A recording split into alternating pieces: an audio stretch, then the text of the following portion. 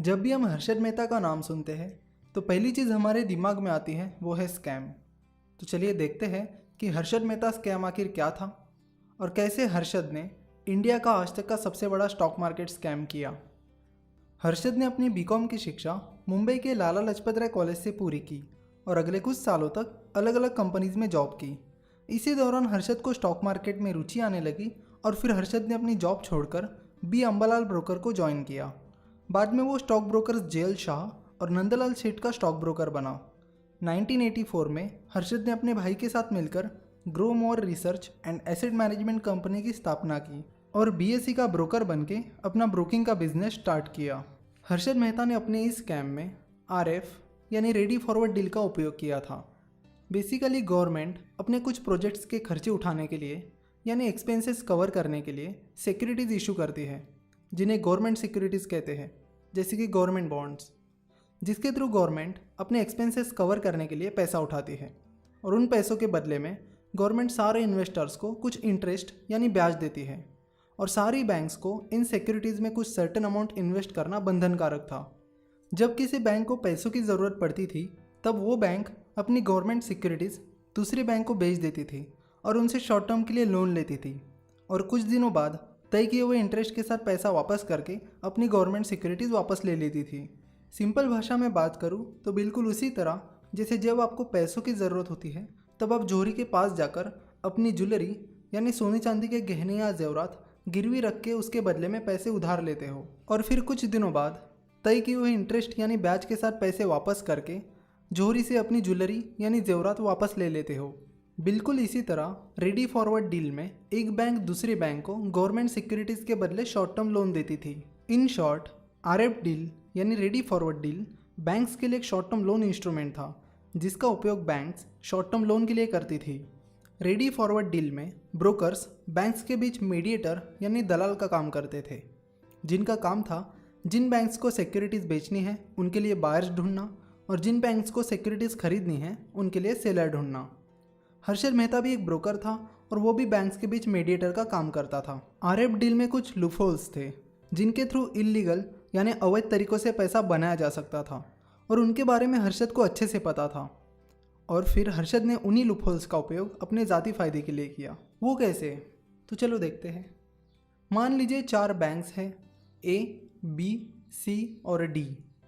जब बैंक ए अपनी government securities बेचना चाहती थी तब हर्षद मेहता उस बैंक के लिए ब्रोकर का काम करता था, यानी बैंक ए की गवर्नमेंट सिक्योरिटीज़ के लिए बायर ढूंढने का काम करता था। हर्षद बैंक ए से सिक्योरिटीज़ लेता था और उनसे गवर्नमेंट सिक्योरिटीज़ को बायर ढूंढने के लिए कुछ दिनों का वक्त मांग लेता था और तभी बैंक बी जिसे गवर्नमेंट सिक्योरिटीज़ खरीदनी है उसके पास जाकर उनसे सिक्योरिटीज़ के पैसे लेता था और सेलर ढूंढने के लिए और सिक्योरिटीज़ लाकर देने के लिए बैंक बी से भी कुछ दिनों का वक्त मांग लेता था।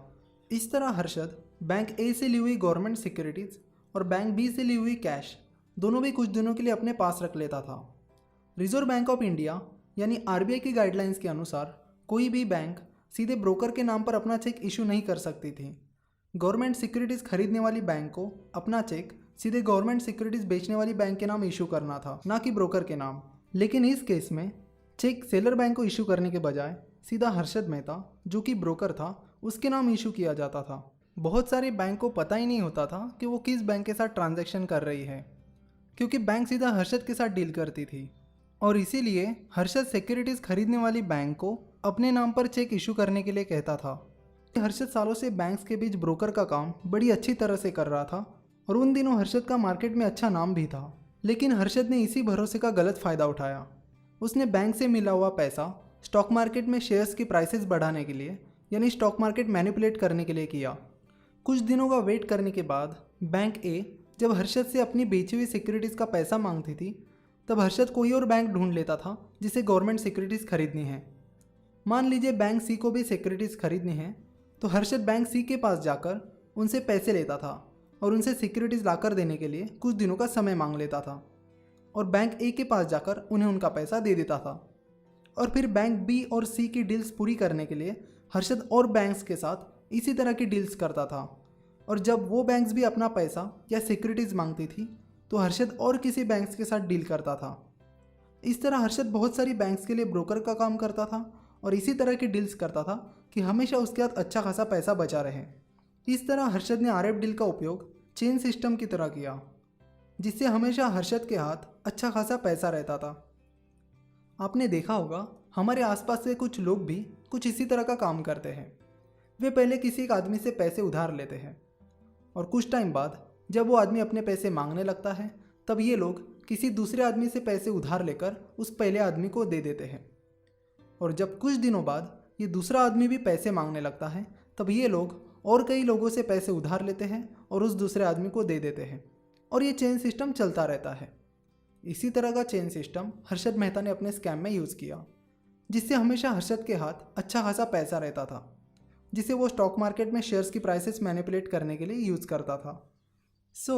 अभी हमने देखा कि कैसे रेडी फॉरवर्ड डील में एक बैंक दूसरी बैंक को शॉर्ट टर्म के लिए गवर्नमेंट सिक्योरिटीज़ बेचती थी।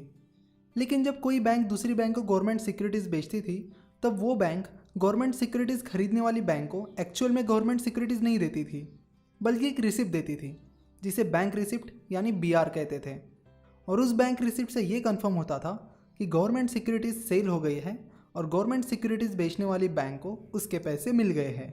जब हर्षद को स्टॉक मार्केट मैनिपुलेट करने के लिए और शेयर की प्राइसेस बढ़ाने के लिए और ज़्यादा पैसों की ज़रूरत पड़ने लगी तब हर्षद ने अपना ये स्कैम एक स्टेप और आगे बढ़ाया।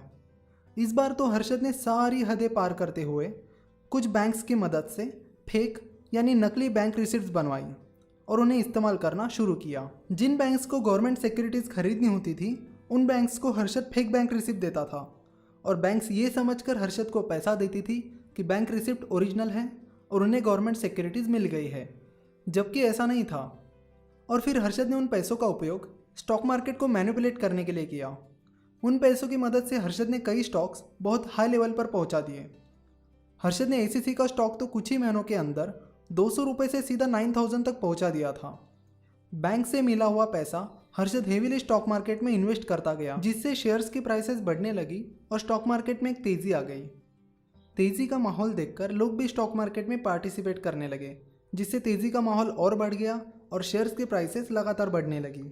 स्टॉक मार्केट जब पीक पर आता था, यानी जब अच्छा खासा बढ़ जाता था, तब हर्षद अपने शेयर्स बेचकर अच्छा खासा प्रॉफिट कमा लेता था और बैंक्स को उनके पैसे रिटर्न करके बैंक से अपनी फेक बैंक रिसिप्ट वापस ले लेता था।